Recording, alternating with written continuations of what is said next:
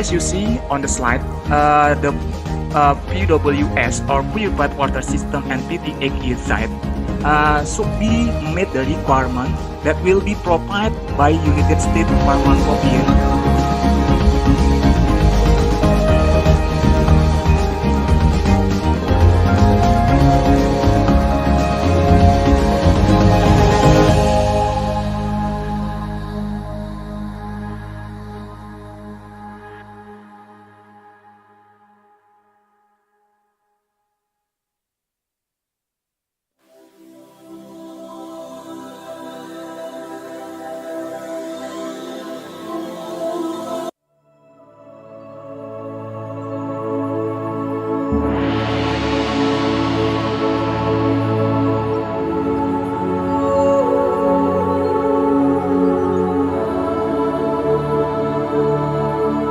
Do you ever wonder what makes a life-changing history?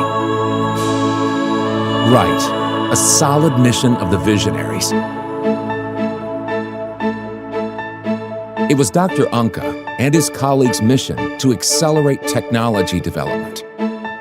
Through the establishment of Institute Technology 10 November, their goodwill has encouraged ITS students to take important roles in both local and global communities, ministers, CEOs, professors, entrepreneurs, and yes, another history maker.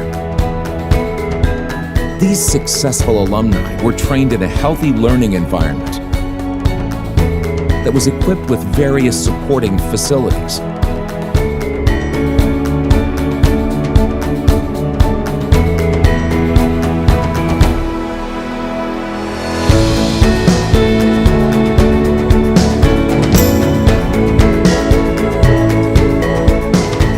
From vocation to marine technology, all faculties and departments of ITS were formed to be the best place to learn science, technology, and design. 7 faculties and 1 interdisciplinary school. Scientix, Faculty of Science and Data Analytics. MARTech, Faculty of Marine Technology. INSYS, Faculty of Industrial Technology and Systems Engineering. Electex, Faculty of Intelligent Electrical and Informatics Technology. CivPlan, Faculty of Civil, Planning, and Geoengineering. CreaBiz, Faculty of Creative Design and Digital Business. Vocation, Faculty of Vocational. And Interdisciplinary School of Management and Technology.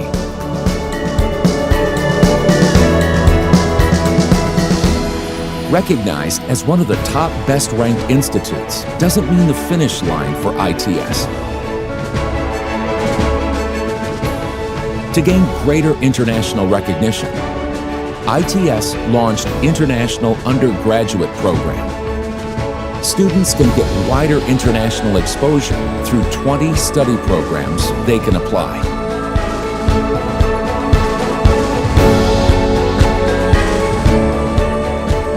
The chances are also open for professors from all over the world to teach and conduct research at ITS. These opportunities have made international joint research and other international activities successfully performed.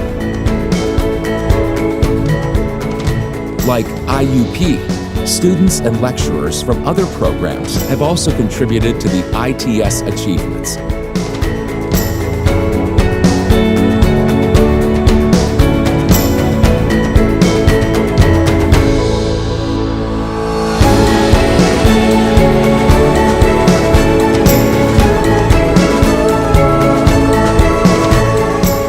Numerous appreciations earned exemplify Institute's excellent performance.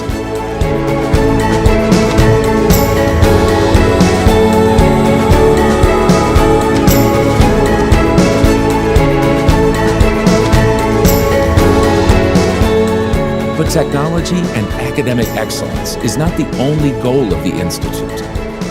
Students are guided to apply their knowledge for the welfare of society.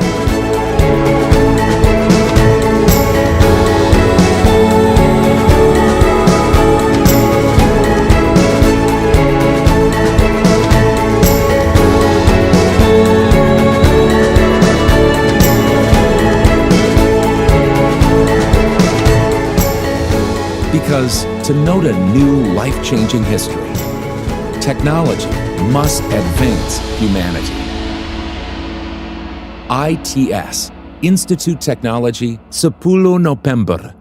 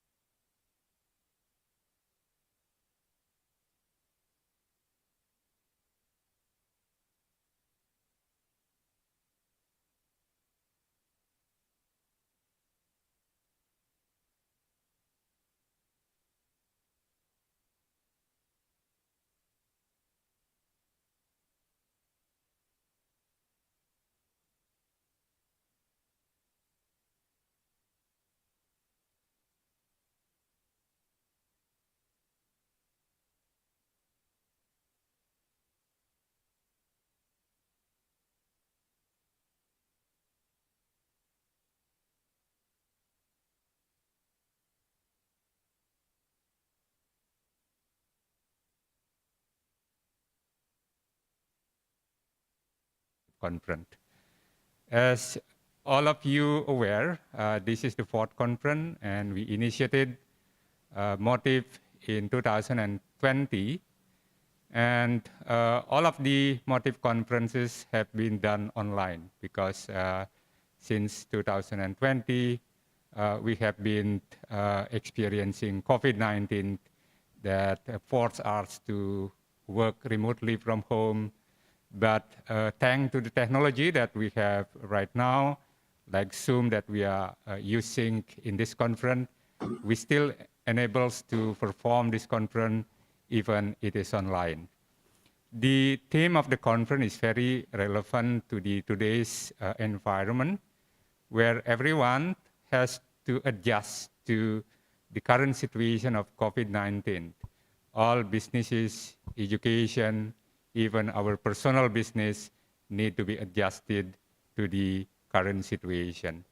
I think the theme of the conference is very interesting, and we are looking forward to listen to the presentation of the keynote speaker, Professor Amar Amir from University of Northwestern in Ontario in Canada, who will be presenting how COVID has transformed businesses and also how project management has made this relevant. It would be very interesting, and I would like to also invite everybody to listen and to learn from his presentation. And of course, I would like to thank Professor Amar for having you today in this conference. Even we are very far away, you are in Canada and we are here in Indonesia. Due to COVID-19 and thanks to technology, we are able to do this remotely. Finally, I would like to express gratitude to everyone who have been participated in this conference, and hope everybody is having a good time today and have a useful takeaway from this conference. Thank you very much once again.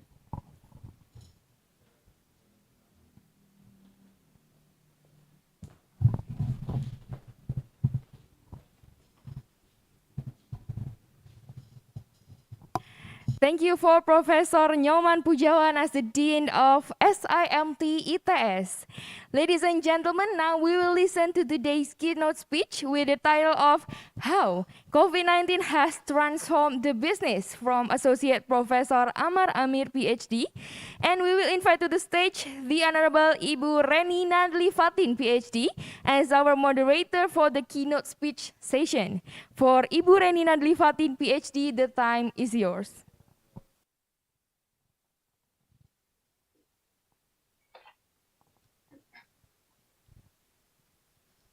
Well, thank you, Terry, for the time. Okay, good morning, ladies and gentlemen. Assalamualaikum warahmatullahi wabarakatuh. Welcome to the keynote sessions of the 4th International Conference on Management of Technology, Innovation and Project MOTIP 2022. I am Reni Nadli Fatin. It's my pleasure to be here as the moderator for the sessions with the theme How COVID-19 Has Transformed the Business. But first of all, I may briefly introduce you our keynote speaker, Associate Professor Amar Amir, PhD, PMP, CSSPB. Good morning, Professor Amir. It's nice to meet you here. Good morning. Can you hear me? Yes, perfect, clear. Thank you, Prof. Amir. Prof. Amir graduated with PhD title in Industrial Engineering, Supply Chain and Operation Management from the University of Tennessee, USA. He currently is an associate professor in project management programs in the College of Professional Studies, Northeastern University, Toronto, Canada. He has many excellent experience in prominent research and projects in the project management, supply chain management, and operation management. And today, Professor Amir will deliver the topic of the business transformation and project management amidst the COVID-19 pandemic. So without further ado, please welcome Professor Amir. You have 40 minutes to present, and you are pleased to share your slides, and then you may start your presentation. Thank you. Thank you very much. Assalamualaikum warahmatullahi wabarakatuh. Good morning. Selamat pagi, everybody. Please allow me to share my presentation. Just give me 1 second. Okay, could you please confirm that you see my PowerPoint? It's perfect, Professor. Okay. So again, Assalamualaikum warahmatullahi wabarakatuh. Good morning. Thank you so much for the introduction. I'm very honored to be with you today here and have the opportunity to present in this year's 4th International Conference on Management of Technology, Innovation, and project with the theme of how COVID-19 has transformed businesses. So in my preparation for today's lecture or presentation, I was thinking about what should be an appropriate topic to fit with the theme of the conference. So I decided to talk about business transformation and project management, which is the title of the presentation, amidst the COVID-19 pandemic. Since this is related to both the conference theme as well as some of the work that we are doing here in Northeastern University in Toronto. So let me start with the agenda for today. As usual, we'll start with a quick introduction about my university. Some of you already know about Northeastern University, some not, so I'll just give a brief introduction about the university. Then we will get into the topic of the impact of COVID-19 on businesses in Canada, just to give you a glimpse of what is happening here in Canada, which is assuming is similar to a lot of countries all over the world. Then I'll get into the topic, which is how COVID-19 has transformed businesses, and I'll talk mainly about what we see as a trend in the industry. Then I want to tie both the project management as well as what is happening with COVID, because we believe there is a strong correlation between what is happening here and project management. Then I'll get into the topic of emergent technologies, which is one of the research that we're working right now on, which is emergent technologies and the principle-based project management.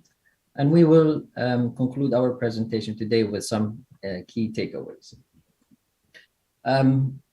No need to go through the introduction, already being introduced with a lot of details. So as the moderator and Dr. Newman mentioned, that I work in Northeastern University in Canada. This is the beautiful city of Toronto in Canada, where I am right now. I work in the Masters of Science Project Management program. And the university is a US university, as you know. It's a private university that was founded in 1898. It is one of the top 50 universities, and it's known for #1 for co-op internships university. In Northeastern University, we focus mainly on what we call the XN projects. XN is more like an experiential learning, where there is a relationship between the university and the industry, and our students will be working on real world type of problems in the classroom. Northeastern University is one of the global network with more than 240,000 alumni, about 3,300 corporate partners. And this is give us the leverage in terms of being the leader in terms of the experiential learning, if you will. It's an elite level of academic resources with a lot of career and development resources. In terms of numbers, total population of the students, it's about 38,000 total in terms of students. We have 9 colleges, almost 1,400 full-time faculty members. It's number 49 in terms of the ranking for the National University. Locations, as I said, I'm in Toronto, Canada, and the main campus is in Boston, the USA. So a lot of you know, when you hear Northeastern University, it's always in Boston. But we have several regional campuses. The one in Toronto, we have in Silicon Valley, Portland, Charlotte, North Carolina, Seattle, and now we're expanding to Europe also. There is a campus in London. So that was a quick overview about Northeastern University, so you know where Northeastern University is. Now, let me get into the topic of today's presentation, which is the impact of COVID-19. But I will start with the impact of COVID-19 on businesses in Canada, just to give you a perspective of what is happening in Canada. The government in Canada has been very strict in terms of controlling what is happening with the COVID and the impact of COVID-19. I want to start with what is happening with small businesses, and there's a reason why I'm starting with small businesses. Small and medium-sized businesses in Canada, they are actually significant contributor to the Canadian economy. We're talking about 98% of all employer businesses in Canada, which employs 64% of the total labor force, which is a huge amount in terms of the percentage. When you talk about medium-sized business, we're talking about 21%, large business 14%, for about 15% in terms of the total percentage of the business in Canada. And unfortunately, in similar to a lot of regions globally, the biggest hit business sector was the small and medium business sector in even Canada and all over the world. So let's see what is happening in that perspective. So in Canada, in terms of the GDP, there was a contract of about 18.2% between March and April. But the economy has recovered since then. But until the end of 2021, we're still 1.5% below what it was before COVID. And what is interesting is in Canada, there were a lot of periods between closure, lockdown, then we open up, then closure, then you open up. It was until maybe 2 weeks ago, January 31st, there was a lockdown because of the Omicron. And as I mentioned earlier, there's a strict regulations in terms of the government. And the number one hit is small and medium businesses. So what is happening, that there remain challenges and uncertainty ahead of businesses. And what's interesting also that there was a lot of investment in terms of digital infrastructure. So the initial stages of pandemic, as mentioned here, coincide with business productivity as business invested in digital infrastructure. And that's one of the things that we will talk about. So one of the questions we have is, what is happening? Has the economy recovered in Canada?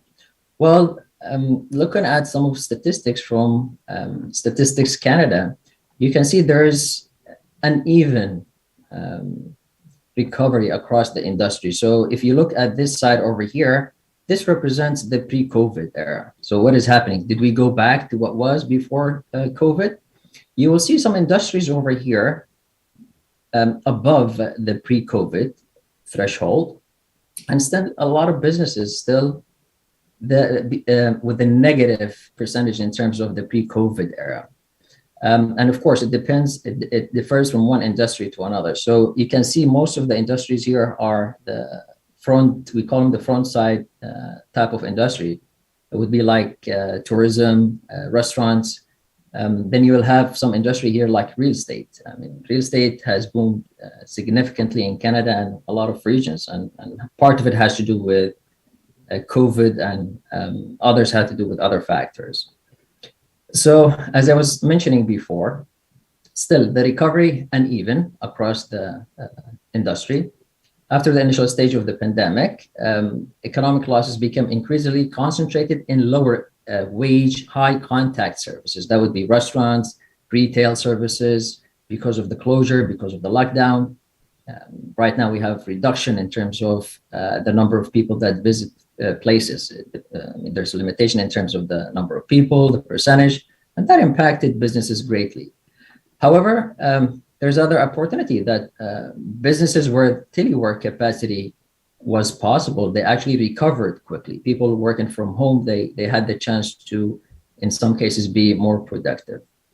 In terms of obstacles, what is happening? If you look at the graph here, looking from the top obstacle, which is the rising cost of inputs, and this is a global issue and what is happening all over the world. Significant pressures related to rising input cost, and that is one of the major obstacle that facing businesses here in Canada, according to Statistics Canada. It says that raising input costs, you're talking about 40% of businesses reporting that issue. The other issue we have is the labor shortage, which is you would expect that people would be searching for a job. It mentions here that 1/3 of businesses expect labor shortages to be an obstacle. Other thing is sourcing inputs. I mean, we hear a lot about the issues of supply chain, shortages of materials. So that is also one of the obstacles that facing the Canadian economy. So it's not a great picture. There is a recovery from almost 2020 until now, but it's up and down, and it's similar to a lot of economies all over the world, and that's what it's happening. But of course, with different variation here.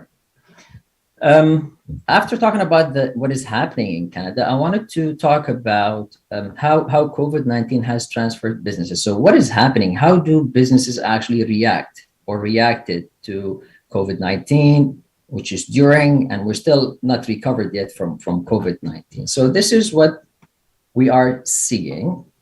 It's more of a perspective over here. We saw some, depending on the type of product. So I broke it down here into two type of products. I called it digital, which is the product itself is digital. It would be something like Netflix, which is streaming, gaming. That's a digital product. Then I broke it down into something that is physical or tangible, where physical presence has to be there, restaurants, tourism, those kind of product. And I'm talking about what is happening during COVID and how the product was delivered. So for industry where the product was digital and their product delivery was fully digital, it was an opportunity for them where they accelerated in terms of the business. So what was the response, the changed response from that organization that actually sustained their digital presence? And what is the impact? They prospered. That was not an issue for the first path over here. The issue is here with the physical and tangible product and what is happening and how the COVID-19 impacted some of the businesses and the transformation process of businesses. So if you look at the second path over here, well, it depends on the product itself. Before COVID, either they were fully digital. When I say fully digital, I mean that they were present in the web in terms of having website, product delivery, they do it online. Some organizations, they had partial digital, but they also have physical, would be some example like retailers. Some organizations before COVID, they were not present in terms of digitalization. Their product was not, they did not have the digital infrastructure. Then you had type of products that was very difficult to digitalize, like the hotel industry, the tourism. How would you digitalize somebody renting a room? So I categorize it as the difficult to digitalize type of product. So what is the impact of COVID on these type of businesses and the product delivery here? Of course, it varied. For those they were fully digital before COVID, of course, they sustained and they prospered. Those who were partially digital, they had a physical presence as well as digital product delivery. The reaction was they increased their digital presence and digital infrastructure in terms of the product delivery. Those who were not digitally present, a good example, like I heard Professor Newman talking about how COVID impacted us in every perspective of our lives, even in education. That would be a good example here in terms of universities before COVID. I mean, some organizations that had online presence, but mainly it was all face-to-face, in-person classes. But people thought about, okay, now we have to come up with solutions. So the delivery method or the modality of delivering lectures changed. Well, that's why I call it possible to digitalize. So there was some kind of innovative ideas to have online platforms, to use Zoom, Microsoft Teams, and there was a boom. And the impact of those kind of businesses, they thrived. However, some other business did not react. They stagnated. And what happened? They struggled, and some of them went out of business. For those who their type of product is difficult to digitalize. I give an example about the hotel industry, for example. The response in terms of the change is until now they're trying to mitigate, trying to reduce the impact. Some of them are still struggling and going out of business, and other they're still enduring. In countries like, I know in Canada here, we have government support supporting small businesses in terms of funds, support throughout the pandemic. But in other regions of the world, you don't have that support. So it was very difficult for those businesses to adapt and react to what is happening. The idea that I want to conclude from what is happening in terms of how COVID forced businesses transformation, we saw different reactions for different businesses, for different product delivery methods that we're talking about. The main point that I want to point out here is we see that those who went into digitalization, those who sustained, those who prospered, those who thrived in their businesses, they had some kind of agility, innovation, and entrepreneurship thinking. And that was some of the factors that helped those organizations, which is now we have a problem. How do we think creatively? How can we be so innovative to take an advantage of what is happening? So those who had that kind of mentality, they thrived, they prospered, they sustained. Some examples, and we've seen this a lot. Commercial airlines, for example, a lot of them, they offer the cargo services, Lufthansa, Virgin Atlantic, American Airlines. They switch from passengers to cargo. They wanted to be creative. Some other examples, you have hotels offer day rates for working from home. In some cases, motels, they offered rate for people to work and rent rooms because working from home was very noisy with kids and a lot of distractions. And I thought that was very innovative.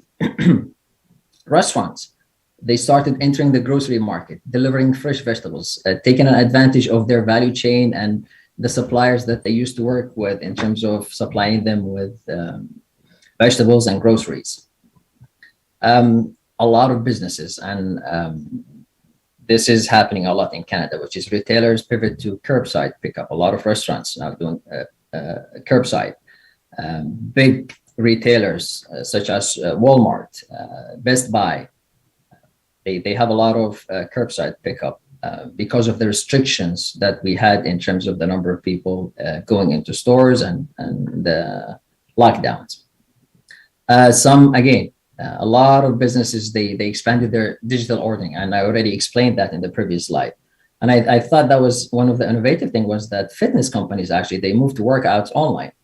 And this is one of the companies that I found online that it's interesting now that you have streaming, you have online workout, other gyms like Fitness24, they actually moved their workout to online classes. So all of that required some thinking, some innovation, as well as projects, which we will talk about in a minute.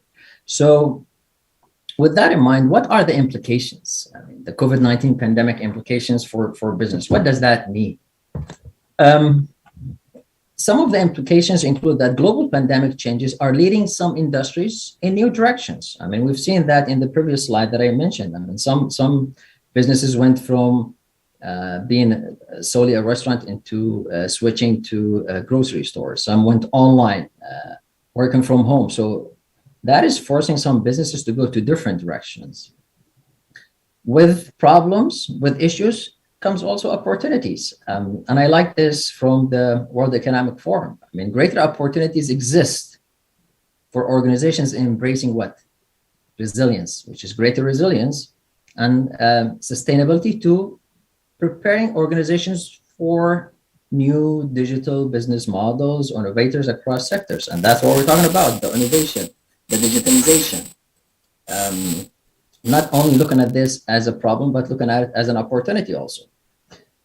We see that economic recovery could take years. And it's evident from what I just presented in Canada. In some cases, some of the issues, the obstacles are going to last for a long time. And of course, will vary from one industry to another. And we've seen a good example from Canadian business. Some of the implications also, I borrowed this from IBM. It says organizations are predicted to accelerate investment in digital tech transformation and cloud adoption. And we're seeing this happening now.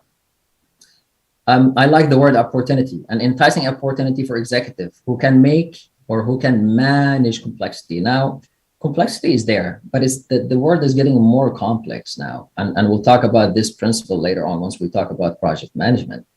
By driving competitiveness and tying digital transformation, the tools that we need to business priorities. And it's interesting what's written over here, that a lot of people, a lot of businesses are trying to be innovative, to have that entrepreneurship mindset, but we still others, they're still waiting for things to go back to normal. And that's maybe the worst thing that a business could be in, which is that category, waiting for things to be normal. Because we never know when things are going to go normal. But are we going back to normal? Well, now we have new terminologies coming up. I mean, you're talking about things like next normal, new normal, up normal. And God knows when things are going to go back to normal, because every year we have a new variant coming out. So it requires a lot of innovative thinking and looking at this as an opportunity and maybe a way of taking a different direction, as we mentioned earlier, in terms of how the COVID is impacting businesses. Okay, so that is in terms of how COVID is transferring business and what do we see in terms of the trends and what is happening in the industry. I wanted to tie this, which is the COVID impact and what is happening with businesses, into the field of project management. Because I saw one of the topics that you have in the conference is project management. I teach in project management. I do research in project management as well, and supply chain management and digital technology.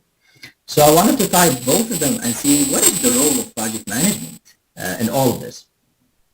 I mean, nobody can deny that. Now we're living in a world that is driven by change. So I titled this section by Project Management and the World Driven by Change.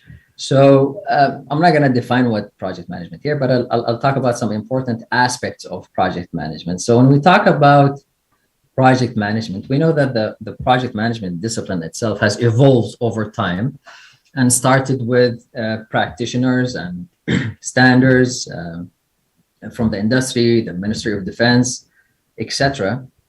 And it ties with it different disciplines.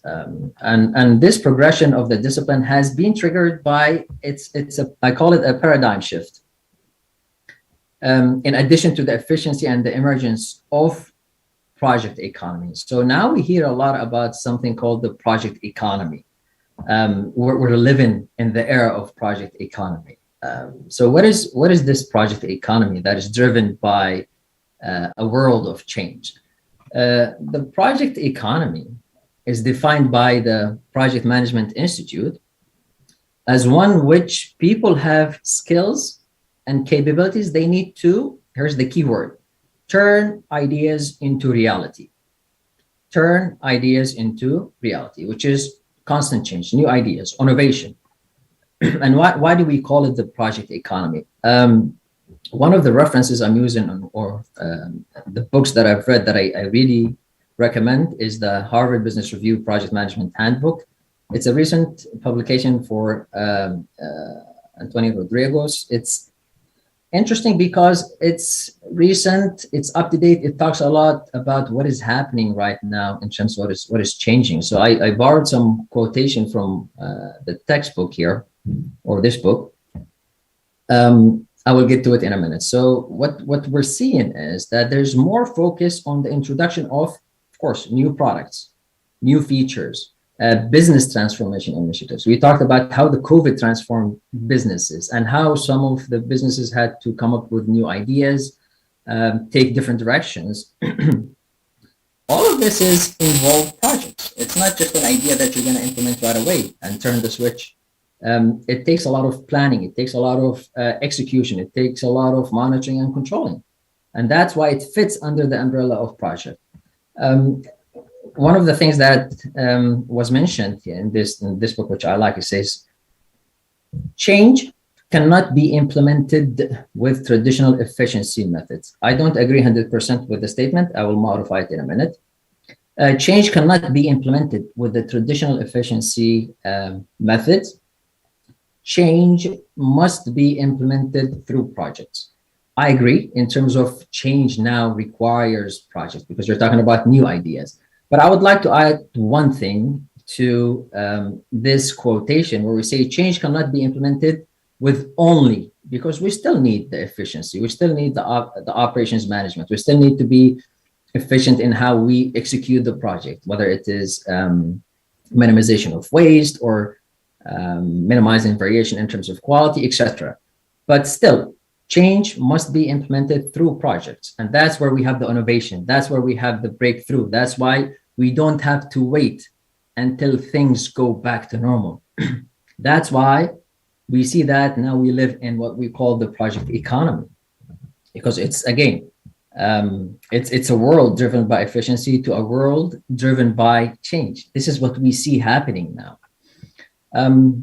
If you go through the textbook, they mentioned that 30% of revenue is generated from companies in the West, in China, and also in Asian economies. It's all based on project-based, new ideas, new feature, new products. And when you think about that, efficiency is not enough. I mean, those ideas requires projects.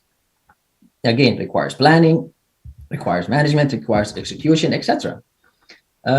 So that is the project economy we're talking about here. Now, how the COVID, what is the relationship between the COVID and the project management? Again, I mean, the COVID-19 disruption highlighted the importance of the project management.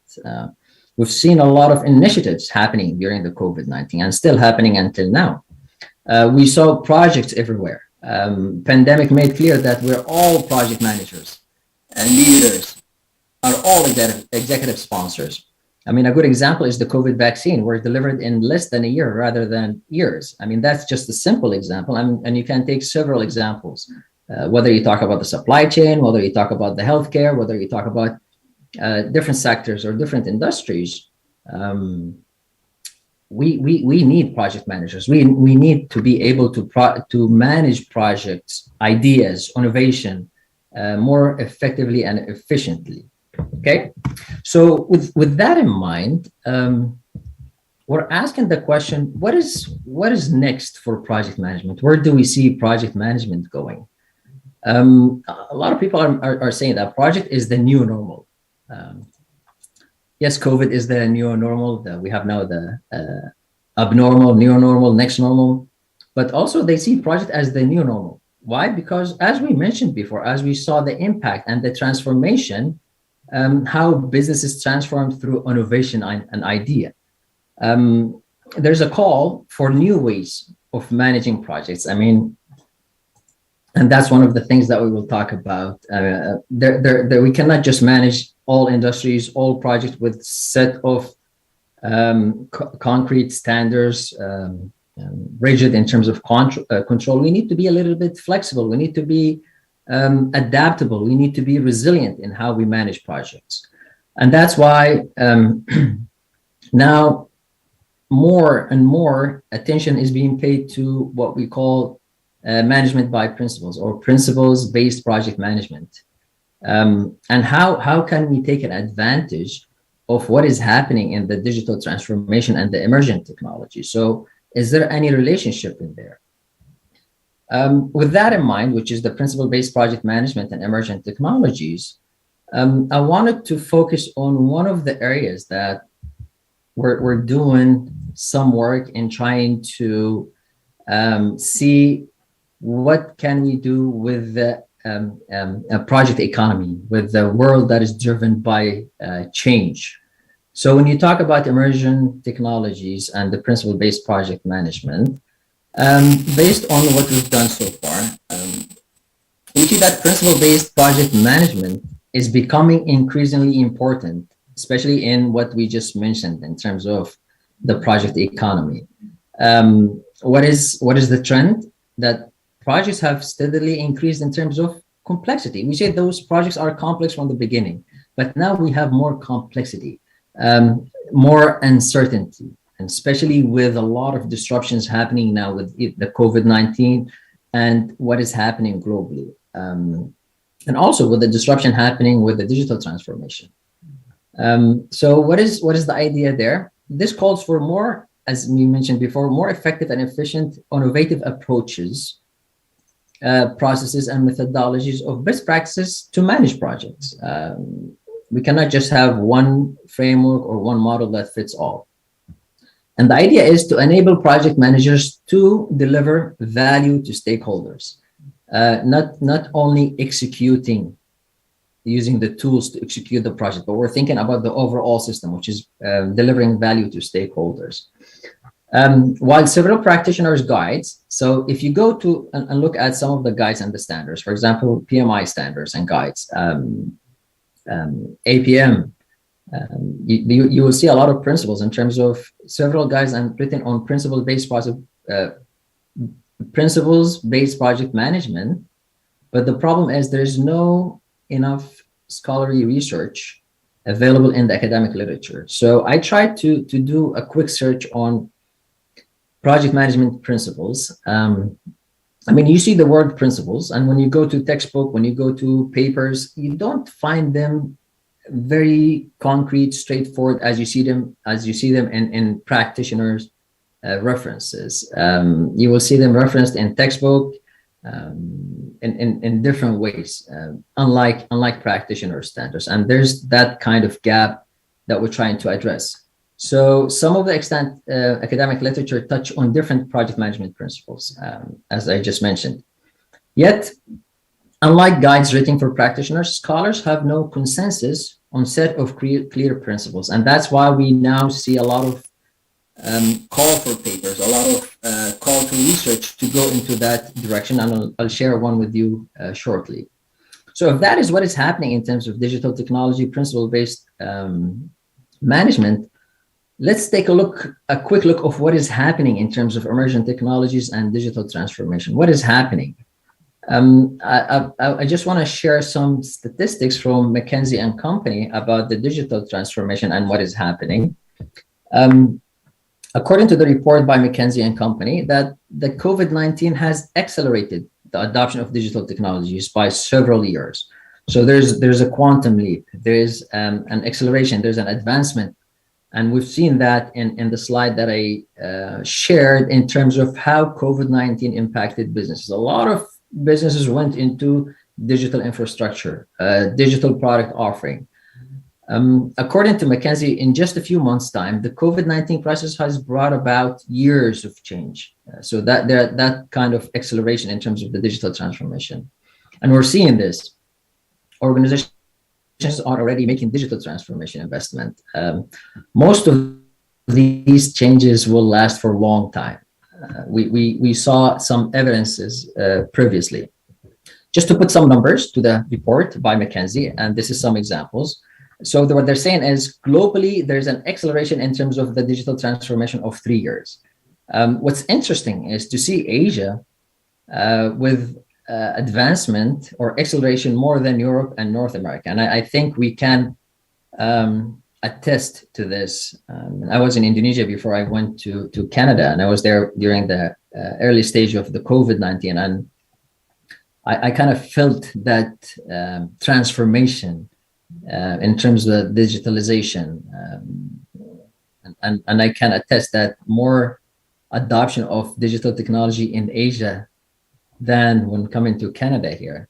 So you can tell the difference. So this is a good attestation into what is happening in terms of digital transformation globally.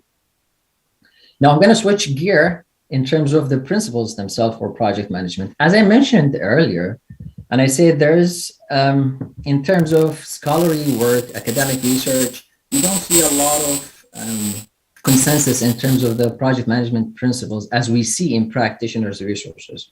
One of the most used practitioners' resource is the PMBOK, and they just released the 7th edition. Those of you who are in the project management profession, they are familiar with the PMBOK, which is the Bible or the guideline or the reference for a lot of practitioners. and those who are pursuing the professional management certification, the PMP, they use this as a reference. There was a major shift. They just released their 7th edition. So there was a major shift from the 6th to the 7th. The 6th was based on processes, knowledge areas, things like risk, quality, management, stakeholders. Now they shift to principles-based reference. So they don't talk about the processes and the tools anymore, because this is related to what I was talking earlier. There has to be new methods, new approaches in terms of how we manage projects. I just picked a couple of principles which I think are important in terms of their relation to emerging technologies. They came up with 12 principles. Those principles that I think are important in terms of the relation or the integration between, or the intersection between emerging technologies and project management is the value. There has to be a value in terms of we manage project based on value, which is delivering value to the customer. System thinking is not new to us who work in operations management or in supply chain or industrial engineering. In project management now, we're talking about, hey, we need to think about the overall, which is the system thinking of projects, not only completing what you have to do as a project manager. Another principle, which is complexity. Again, projects are so complex, they're getting more complex. Risk, it was there and it will continue to be there. What I think was interesting is adopting a new principle, which is the adaptability and resilience. This has to do with real-time data gathering, emerging technologies, and of course, change. And that's what we just mentioned at the beginning. Now, we live in a world that is driven by change. So this is important in terms of we see the practitioners moving into that principles-based project management. Yet, in scholarly research, we're still missing a lot of that. So I'll go through a couple of slides because I see we're running out of time. Let me go to the next slide. So what is happening in terms of digital transformation and project management? Some of the common issues in managing projects, as we know, is lack of accurate and real-time data throughout the project. And this is a good area where we can apply the emerging technologies. Multiple communication issues, internal, external. And that makes it a very good area for the implementation of those emergent technologies, whether it is in schedule management, risk, quality, resource, performance evaluation. And if you are interested, there's a good paper. It's a recent paper in the Project Management Journal, one of the PMI journals. It talks about the expectations of project managers from artificial intelligence. It talks about how artificial intelligence can help project managers based on a survey from project managers, and where they see that artificial intelligence can help project managers manage projects. Going back to the emergent technologies and project management principles, this is what we are working on in terms of researchers predict that the project management would fit well with the emergent technologies. Yet we don't clearly understand how this relationship would work in light of the principle-based project management. We don't know the impact of the emergent technologies on the principles management, principles-based project management. What is the impact? What is the role of the emergent technologies? And that is the question that we're trying to understand. What is the influence of emergent technologies on project management principles? And that's why there is a special call for a paper in the Project Management Journal. And the theme of the special call is principle-based project management, where to now? They're predicting that there's a fourth wave of project management principles that need to be fine-tuned. They need to be finalized. There has to be some consensus among scholars. Okay, so that would lead us to the last slide here, which is the summary and the key takeaway. I tried to tie what is happening in terms of how COVID-19 is impacting businesses, and what is the role of project management and emerging technology as well, and what is happening in terms of scholarly and academic research so far. So we can have some key takeaways from today's presentation. Number one, that economic recovery could take years and will, of course, vary from one industry to another. So it's not a matter of a couple of months, and we don't want to fall into the trap of just waiting to see or to wait until things go back to normal. That is going to be challenging for businesses. Again, global pandemic changes are leading some industries in new direction. As we saw that some people are going and trying to be innovative. They try to change their value stream and what they do in terms of the product delivery. And what's important also that I want to leave with you is that the world is driven by change. Everything is changing around us. And change must be implemented through projects. Not only projects, but project is one way of implementing the change. Project is the new normal. Now we're talking about new ideas, new features, things need to be implemented. There's, again, because of that, there is a need for a broad range of approaches to project management. And that's why we're talking about the project management based on principles. It is very important that organizations and businesses need to focus on the agility, being being resilient in terms of how they respond to the changes, being innovative. They have that entrepreneurship mindset. And again, we expect that project management would fit well with emergent technologies, but there's a need to investigate how this relationship would work, considering what we talked about in terms of the principles based project management. That would conclude my presentation. I hope I did not go over time, perhaps a couple of minutes. So thank you very much. Well, thank you so much for your very interesting and insightful presentations, Prof. Amir. So we will continue for the Q&A sessions. So I may welcome to all the participants. If you have any questions, you may raise your hand. Okay. Yeah, we already have one participant. So coming from Mr. Ahmad. Mr. Ahmad, please turn on your microphone. Thank you. Good morning, Professor Amir. Good morning. Nice to. It was a nice presentation, Prof. It was excellent. Thank you. Thank you very much, Prof. Perhaps I was one amongst the very few that used to be very against all this digital information and all that before the COVID era. I mean, I would say that I will never buy the idea of getting everything digitalized. Yeah, still, as I strongly believe, I used to strongly believe that there are still some few things in this world which is actually less digitalized. But that one happened before the COVID. And then after the COVID strikes, and then make a huge disruption. I mean, minister to turn up everything's upside down. Then I was forced to make up my mind. I mean, now I believe that it is COVID is something like natural selection or something like that. That everything got to be, everything got to be able to be transported into digitalized. I mean, into digital. That's my understanding at the moment. I mean, having all this after COVID. Well, how do you see that? I mean, it is a kind of it is true that everything has to be digitalized to survive. I mean, I'm talking in terms of business. Yeah, and then what is interesting, another question is actually one of your takeaway, key takeaway is that now everything got to be see in a different perspective as a project is. Yeah. Now my question is how there used to be the ongoing concern of enterprise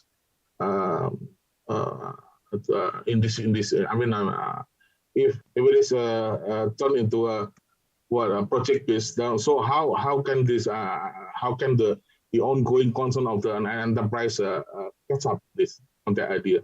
That's my question. Thank you, Prof. That's all I do. Yeah. Well, thank you, Mr. Ahmad. So, Prof. Amir, you may respond to the question. Thank you. Thank you, Ahmed, for the question. For the first question, which I've been asked a lot, I mean, I was like you before COVID-19. In terms of digitalization, I was not a big fan of digitalization somehow. If you had told me before COVID-19 that we're gonna put your son, I have a son who is in grade 1. If we're gonna put your son on online learning using a laptop from home, I would have said there's no way that my son would be sitting in a room on a laptop who is 6 years trying to navigate through Google Classroom and doing all that.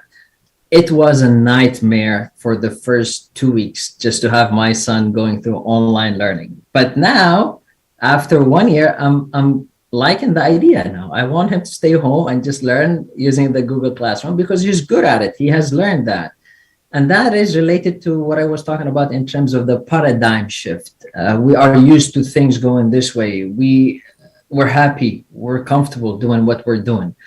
And some people thought in my presentation that I'm saying that everything is going to go digital. I don't think so. Not everything is going to go digital, but what I'm saying is there is a movement in terms of moving some of the product delivery in terms of digitalization.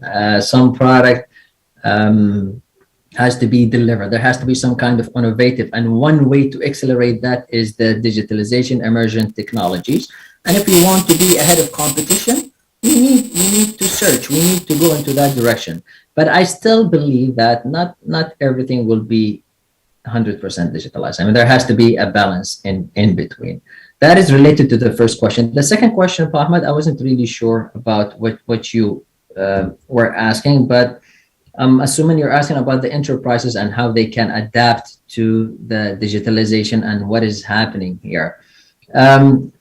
We did the research in terms of the digitalization and what is the significant factors in terms of impacting the digitalization or obstacles. And we found that in line with other researchers that one of the major obstacle is we call it upskilling and reskilling, which is the knowledge of digitalization. Just like myself and yourself before COVID-19, digitalization, artificial intelligence, IoT was a black box for us. We don't want to touch that. That is scary. So there has to be some kind of upskilling, reskilling, education about what is the digitalization, what's the benefit, what's the not only the benefit, what are the negative side of the digitalization. So I think that it has to take place somehow before we take a leap and jump into something that we're not aware. And I guess what's also more important is there a benefit for me as a business? Is there any value? Is there any return from that perspective if I go to that side? If not, I would just continue doing what I'm doing. And I hope that answers your question, Pa. Thank you, Prof. Now, actually, my second question was perhaps I wasn't clear enough to make myself clear to you. I mean, my second question was actually, as an executive for enterprise, we used to run the enterprise in the long run. I mean, strategically, we always see the long horizons. No, I mean, one of your takeaways that we have to start to think of on a project basis. That's how are we going to keep up on that? That's actually my question, Prof. Which is how to take on to the opportunities. Is that what you're asking?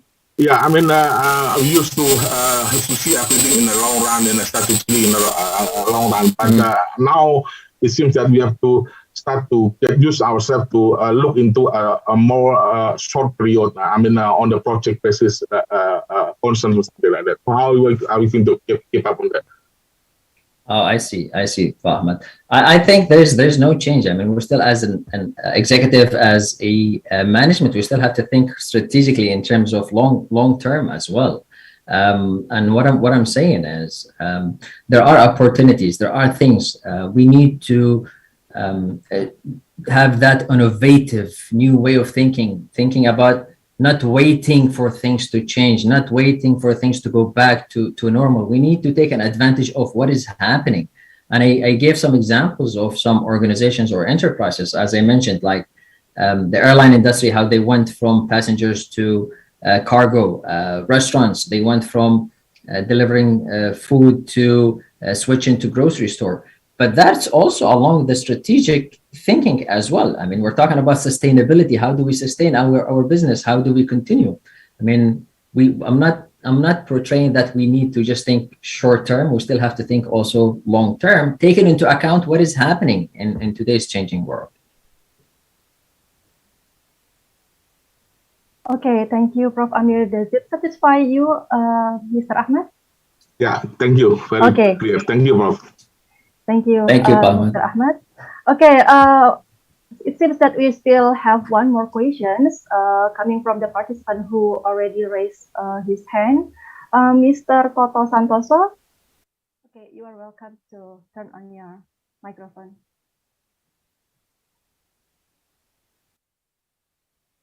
Yeah, Mr. Toto, you're still Mute. mute. Yeah.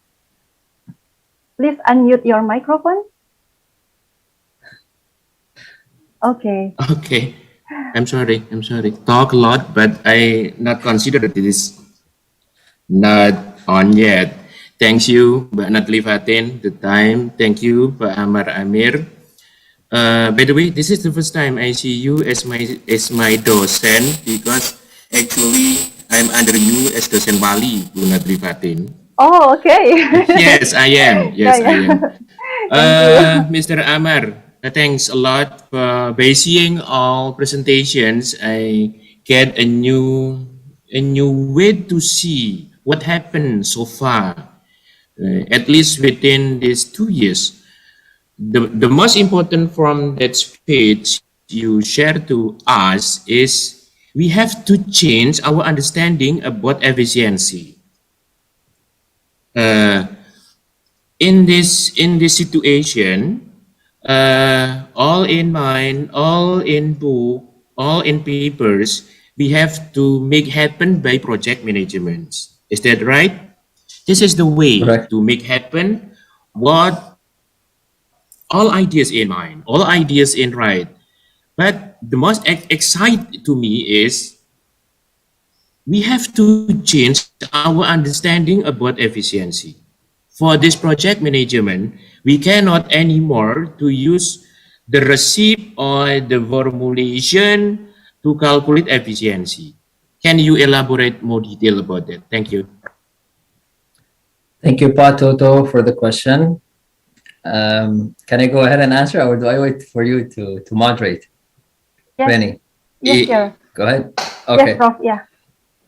So, Pak Toto, very good question. Thank you so much. And that's why one of the slides I shared were the book that I showed you, which is the Harvard Business Review quotation. It says that we don't want, change is not going to be happening by focusing on efficiency. Change is happening by projects. As I said earlier, I still strongly believe that we still have to be efficient in what we do, in what we run. Even projects, they have to be efficient. The point is, a lot of things are being implemented now based on projects, whether it is improvement, whether it is new features, whether it is new product, whether it is new business. It's all projects if you think about it. And those projects, they need to be implemented in a way that is, in my opinion, also needs to be efficient. So that's why I said in that quotation, I don't want to get rid of efficiency 100%. We still need to be efficient. But the new norm now is a lot of things are being implemented through projects. But that doesn't mean that everything is going to be project management. But what we're saying is because of the change, because of what is happening, a lot of things are moving fast. And if you want to be moving fast, look at example as the COVID vaccination. Those companies who moved fast, Moderna, Pfizer, in terms of executing the project, they are the winners. In terms of the competition, we still have companies that they're still in the trial, they're still in the lab.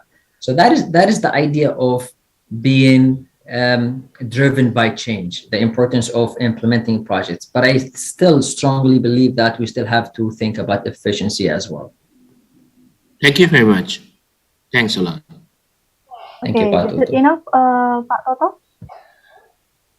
Good, more than enough. Thank Okay, you. more than Thanks a enough. lot, Thank you. Mr. Thank you. Ivan. Thanks once again.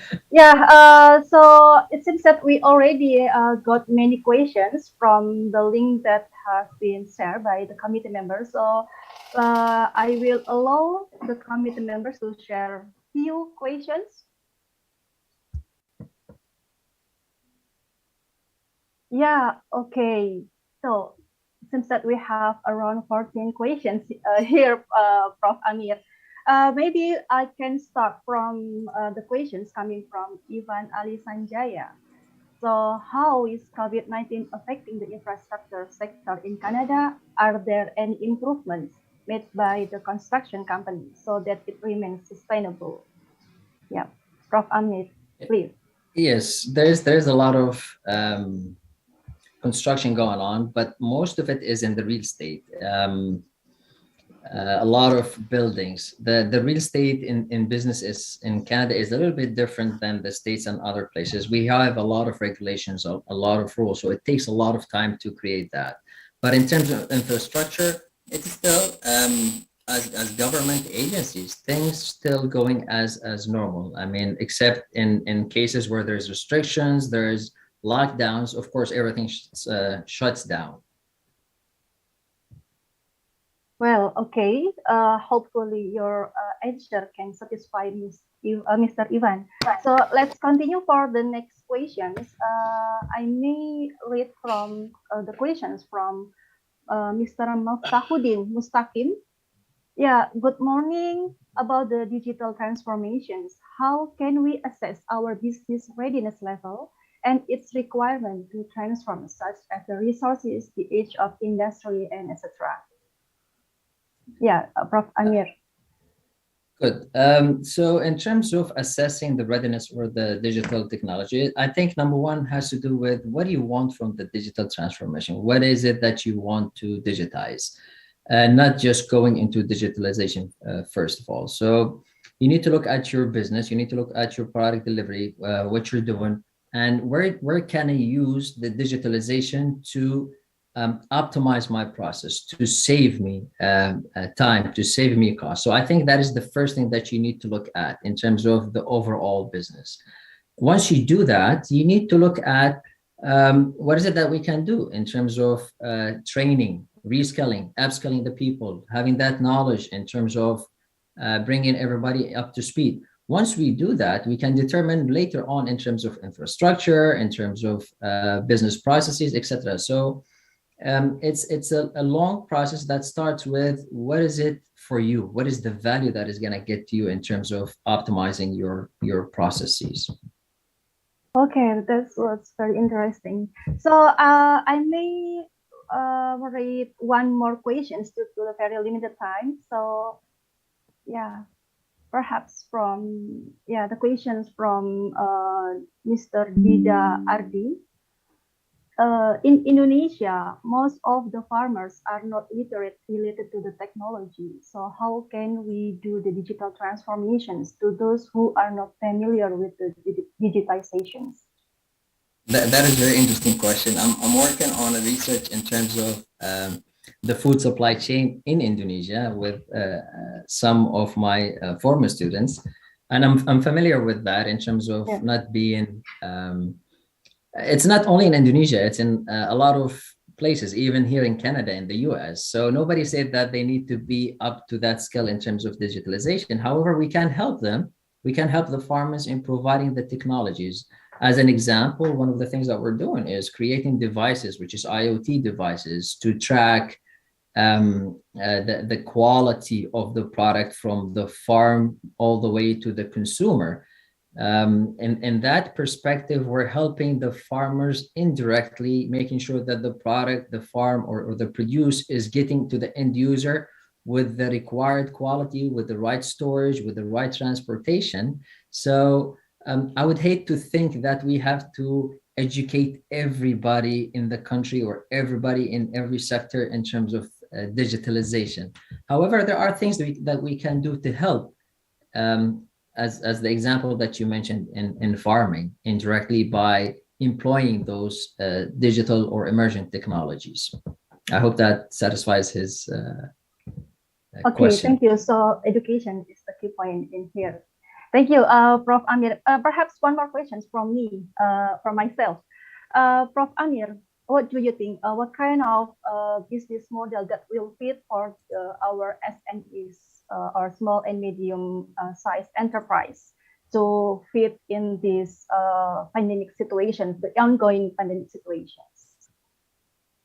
Well, again, it depends on the product delivery. What are you trying to serve? Are we talking about tangible? Are we talking about digital? For the enterprise, go ahead. Yep. Maybe if you see for our Indonesian conditions, our country, my country especially here. So what do you think? Since you already have experience living in this country for a few years, I believe.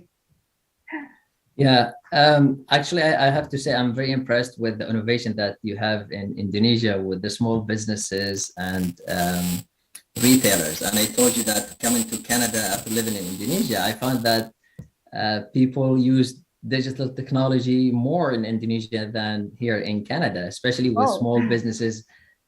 When you talk about Gojek or Go-Kart and all that stuff. So I think you're somehow in terms of small businesses ahead of other countries. So I miss that from living in Indonesia. Again, considering what is happening right now in terms of COVID-19 and the restrictions and the lockdown, even small businesses, they need to be innovative and thinking of new ways of delivering the product and the service.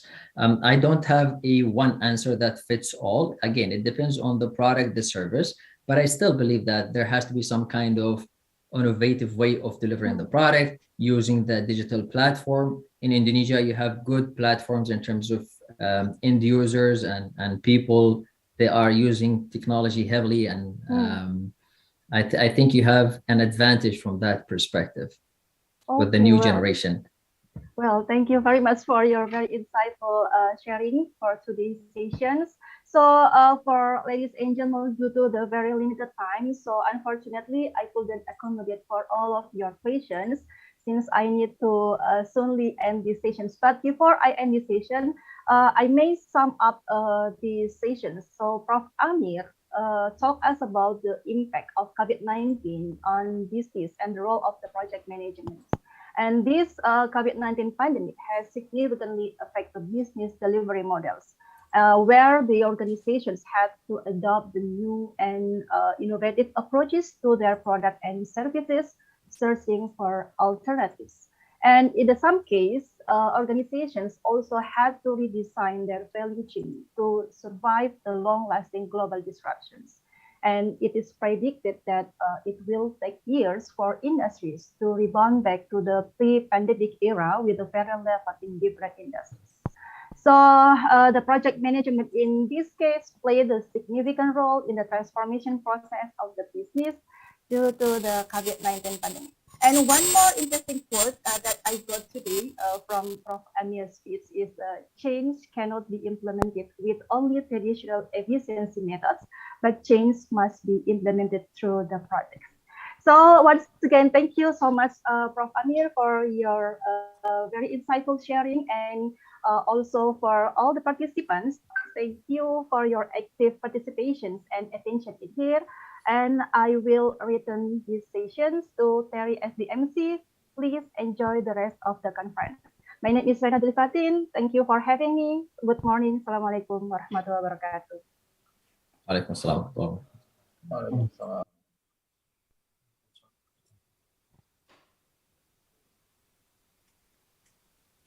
Thank you very much for our moderator, Ibu Reni Nadli Fatin, PhD, and also Associate Professor Amar Amir, PhD, as the keynote speaker of the fourth MOTIP. Ladies and gentlemen, now as a token of appreciation, we would like to give a certificate for our first keynote speaker, which is going to be delivered by Professor Nyoman Bujawan as the Dean of SIMT ITS. Okay, Prof. Amir, that was very great and inspiring.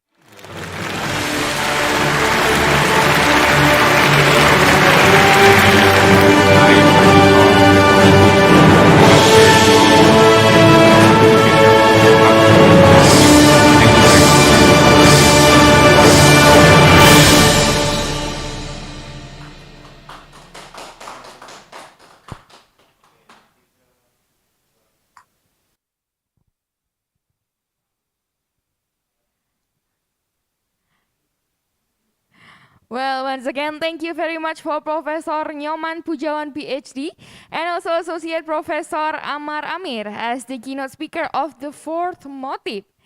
Now, we would like to inform that all of the participants may take a break for 5 minutes and prepare yourself because after this break, may all of the participants join the first and the second parallel session on the room for each paper based on the instruction given.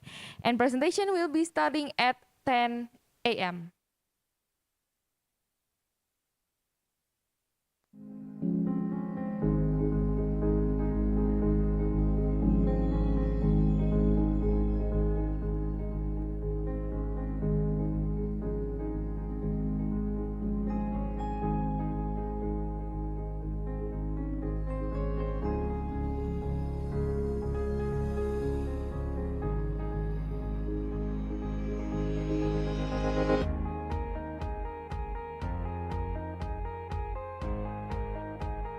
Included changes in the demand of end products, end of life product how is going to be really important.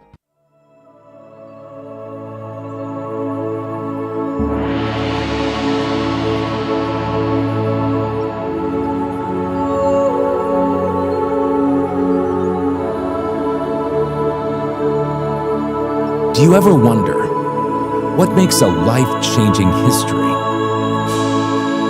Right, a solid mission of the visionaries.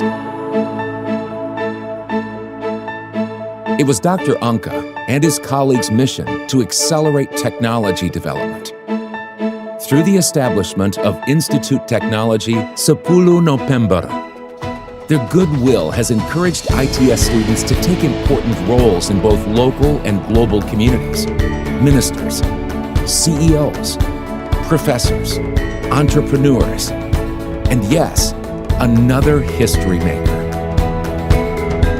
These successful alumni were trained in a healthy learning environment that was equipped with various supporting facilities.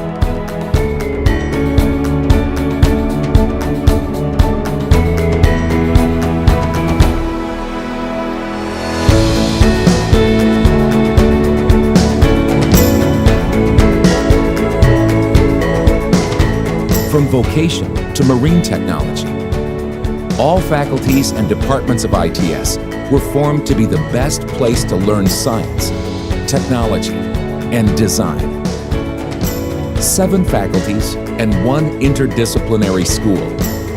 Scientix, Faculty of Science and Data Analytics. MARTech, Faculty of Marine Technology. INSYS, Faculty of Industrial Technology and Systems Engineering.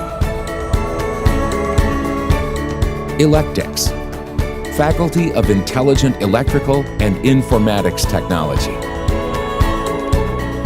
CivPlan, Faculty of Civil, Planning, and Geoengineering. CreaBiz, Faculty of Creative Design and Digital Business. Vocation, Faculty of Vocational. And Interdisciplinary School of Management and Technology.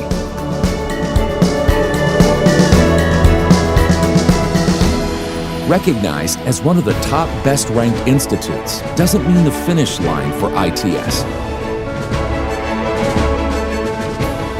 To gain greater international recognition, ITS launched International Undergraduate Program. Students can get wider international exposure through 20 study programs they can apply.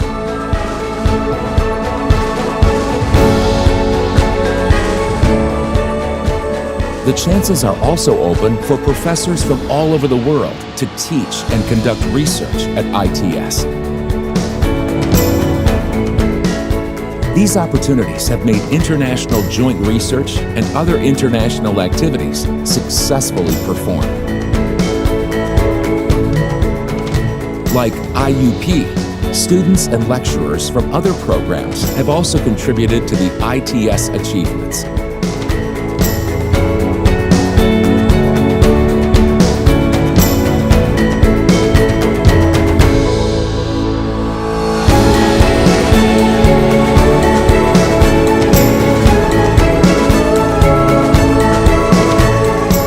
Numerous appreciations earned exemplify Institute's excellent performance.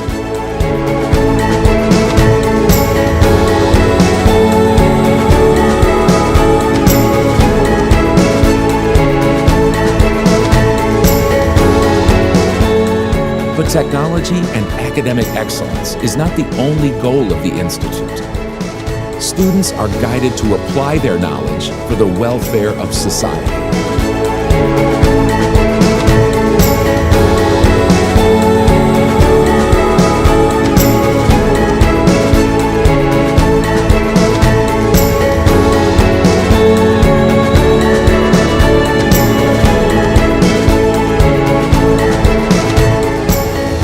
Because to note a new life-changing history, technology must advance humanity. ITS, Institute Technology, 10 November